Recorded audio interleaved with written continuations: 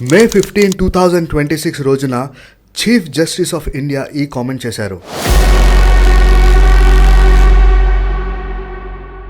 Cockroaches లాంటి యువకులు కొందరు ఉంటారు. వారికి ఎలాంటి ఉద్యోగం దొరకదు. కొందరు మీడియాలో, మరికొందరు ఆర్టీఐ యాక్టివిస్టులుగా మారి అందరినీ విమర్శించడం లేదా దాడి చేయడం మొదలు పెడతారు. ఈ ఒక్క స్టేట్మెంట్ ఎండిపోయిన అడవిలో మంట అంటించినట్టు పనిచేసింది. అంతే, ఇంకేముంది, సోషల్ మీడియా అంతటా వైరల్ అయ్యింది, విమర్శలకు దారి తీసింది. ఇక్కడ ప్రపంచ వ్యాప్తంగా అధికారంలో ఉన్న ప్రతి అధికారి నేర్చుకోవాల్సిన విషయం ఏమిటంటే, అధికారం ఉంది కదా అని ఇష్టం వచ్చినట్లు కామెంట్స్ పాస్ చేయొద్దు. అలాంటి కామెంట్స్ కి పరిణామాలు కూడా ఉంటాయని నేర్చుకోవాలి. అధికారం యొక్క మర్యాదను కాపాడుతూ మాట్లాడాలి. అబ్బే కాదు, నేను పుష్పరాజ్ అంటే సీజేపీ లాంటి పరిణామాలు ఎదుర్కోవాల్సిన పరిస్థితి ఏర్పడవచ్చు. మే 16, 2026 ఎక్స్ లో అభిజిత్ దీప్కే అనే వ్యక్తి సిజిఐ కామెంట్స్ కు రియాక్ట్ అవుతూ తన పర్సనల్ ఎక్స్ అకౌంట్ నుంచి సీజేపీ పార్టీ గురించి అనౌన్స్ చేశాడు. అదే పోస్ట్ లో గూగుల్ ఫామ్ లింక్ ఇచ్చి ఇంట్రెస్ట్ ఉన్న వాళ్ళు ఫామ్ నింపి సైన్ అప్ అవ్వాలని కోరాడు. 48 గంటల్లో 25,000 మంది ఫామ్ నింపారని అభిజిత్ తెలిపాడు. అదే రోజున సీజేపీ వెబ్సైట్ కూడా లాంచ్ చేసేశాడు. అందులో పార్టీ గురించి విషయాలు, మేనిఫెస్టో అన్ని పెట్టేశాడు. 23 మే 2026 నాటికి 1 మిలియన్ పీపుల్ తన వెబ్సైట్ లో సైన్ అప్ అయ్యారని దీప్కే చెప్పుకొచ్చాడు. 17 మే 2028 రోజున ఇన్స్టాగ్రామ్ పేజ్ క్రియేట్ చేశాడు. 23 మే 2026 నాటికి 22 మిలియన్ ఫాలోవర్స్ తన ఇన్స్టాగ్రామ్ పేజ్ కి ఫాలో చేశారు. అదే రోజున అనగా 23 మే 2026 రోజున తన ఇన్స్టాగ్రామ్ అకౌంట్ హ్యాక్ అయ్యిందని అభిజిత్ తెలిపాడు. ఎవరు హ్యాక్ చేశారన్నది ఇప్పటి వరకు తెలియదు. అది ఒక మిస్టరీ. మళ్ళీ అదే రోజున అనగా 23 మే 2026 రోజున సీజేపీ అఫీషియల్ వెబ్సైట్ యాక్సెస్ అవ్వట్లేదని అభిజిత్ తెలిపాడు. ఇక్కడ ఒక ఆలోచించాల్సిన విషయం ఏమిటంటే, మెంబర్స్ పేరిట ఏదైతే డేటా కలెక్ట్ అయిందో అది సేఫ్ గా ఉందా లేదా, దాని గురించి ఎవరికి ఏమీ తెలియదు. 20th జూన్ 2026 నుంచి సీజేపీ వాళ్ళు తమ ప్రొటెస్ట్ ను ప్రారంభించారు. ఇందులో ప్రధానంగా education minister Dharmendra Pradhan resign చేయాలని డిమాండ్ పెట్టారు. 28 జూన్ 2026 నుంచి సోనం వాంగ్చుక్ గారు హంగర్ స్ట్రైక్ లో కూర్చున్నారు. ఆ తరువాత చాలా మంది విద్యార్థులు కానివ్వండి, కొంతమంది ఫిల్మ్ స్టార్స్ కానివ్వండి, కొంతమంది పొలిటీషియన్స్ కానివ్వండి సోనం గారికి తమ సపోర్ట్ ను తెలిపారు. ఇవన్నీ సీజేపీ మరియు వారు చేస్తున్న పోరాటం గురించి బ్రీఫ్ గా కొన్ని విషయాలు. అయితే ఇక్కడ చాలా సీరియస్ క్వశ్చన్స్ కొన్ని తలెత్తుతున్నాయి. సీజేపీ ఫస్ట్ అనౌన్స్ చేసినప్పుడు అభిజిత్ దీప్కే ఒక్కడే ఉన్నాడా, లేదా తన వెనుక ఒక గ్రూప్ ఉందా? ఇది ఒక సెటైర్ గా ఫస్ట్ పోస్ట్ చేశాను అన్నాడు అభిజిత్. సెటైర్ అయితే గూగుల్ ఫార్మ్స్ ఎందుకు పెట్టాడు? సెటైర్ అయితే సామాన్యుల డేటా కలెక్ట్ చేసి ఆయన ఏం చేస్తాడు? మేమే గనుక అభిజిత్ లాగా ఒక సామాన్యుడిగా ఆలోచిస్తే, మేము ఒక విషయంపై సెటైర్ వేస్తున్నప్పుడు ప్రజల డేటా ఎందుకు కోరుతాము? Not making any sense.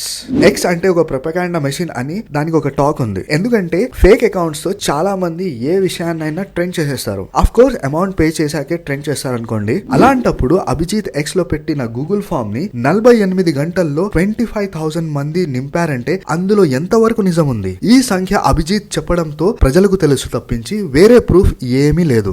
మే 16, 2026 రోజున ఎక్స్ లో సెటైర్ పోస్ట్ పెడితే అదే రోజున వెబ్సైట్ రిజిస్ట్రేషన్ అయిపోయింది. వెబ్సైట్ కంటెంట్ రెడీ అయిపోయింది. Digital banners, images, posters ready అయిపోయాయి. వెబ్సైట్ కూడా ఎలాంటిదంటే మెంబర్స్ జాయిన్ చేసే ప్రక్రియ అని డేటా కలెక్ట్ చేయడం మరియు స్టోర్ చేయడం జరుగుతుంది. ఇదంతా అభిజిత్ ఒక్కడే చేశాడా? ఫస్ట్ పోస్ట్ పెట్టిన నాడే వెబ్సైట్ లాంచ్ చేసేయడం నమ్మశక్యంగా లేదు. మేము కూడా అభిజిత్ లాగా సామాన్యుడిగా ఆలోచిస్తే, ఒకరు గైడ్ చేస్తే లేదా సపోర్ట్ చేస్తేనే ఆలోచన అంత దూరం పోతుందనిపిస్తుంది. 15 మే 2026 రోజున సిజిఐ యువతకు కాక్రోచెస్ అని కామెంట్ చేశారు. అది జరగకపోయినా వేరే ఇష్యూస్ ద్వారా యూత్ ని మొబిలైజ్ చేయాలన్న ప్లాన్ ఆల్రెడీ ఉన్నట్టుంది. సిజిఐ కామెంట్స్ తర్వాత ఆ ప్లాన్ ఇంప్లిమెంట్ చేసినట్టు అనిపిస్తుంది. అభిజిత్ తన మొదటి పోస్ట్ పెట్టినప్పుడు అమెరికాలో ఉన్నాడు. చదువు కోసం అక్కడ వెళ్ళానంటున్నాడు. అది మానేసి 1 వీక్ లోపే అన్ని వదిలేసి ఇంత పెద్ద ప్రొటెస్ట్ సూపర్వైజ్ చేయాలని అతను ఇండియాలో లేకున్నా జస్ట్ ఇన్స్టాగ్రామ్ పోస్ట్ లో ఆర్గనైజ్డ్ గా పనులు జరిగిపోవడం, ఫైనల్ గా ప్రొటెస్ట్ మొదలు పెట్టడం, ఇవన్నీ ఎలాంటి పొలిటికల్ సపోర్ట్ లేకుండా, ఫైనాన్షియల్ సపోర్ట్ లేకుండా,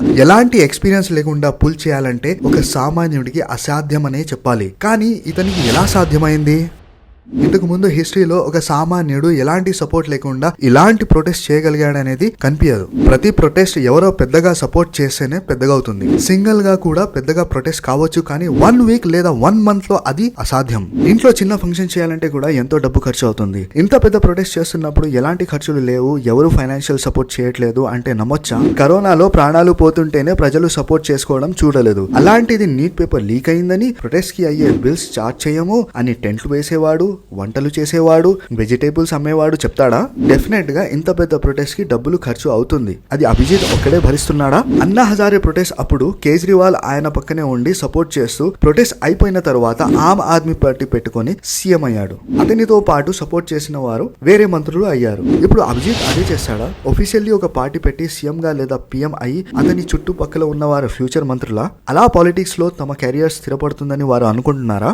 ఇంత త్వరగా ఈ టీం ఎలా ఫామ్ అయింది? వీళ్ళంతా ముందు నుంచే ఫ్రెండ్సా? సిజేపీ తెలంగాణ వింగ్, సిజేపీ మహారాష్ట్ర వింగ్ ఇవన్నీ ఓపెన్ అవ్వడమే కాదు, ఆ రాజ్యాల్లో ఆర్గనైజ్డ్ గా ప్రొటెస్ట్ నిర్వహిస్తున్నారు. ఇది ఒక్క అభిజిత్ కి ఎలా సాధ్యమైంది? ఎవరికి వారు తమ తమ రాజ్యాల్లో అభిజిత్ అప్రూవల్ లేకుండా తన పేరు యూజ్ చేస్తూ సేమ్ ఎజెండాని చిత్తశుద్ధితో చేస్తున్నారా? ఇదంతా తనంతట తాను జరిగిపోయిందని అనిపించట్లేదు. వేరే రాజ్యాల్లో జరుగుతున్న ప్రొటెస్ట్ చూస్తే ఆర్గనైజ్డ్ గా ఎవరో గైడ్ చేసిన గైడెన్స్ లో ట్రైన్డ్ పీపుల్ చేస్తున్నట్టుంది.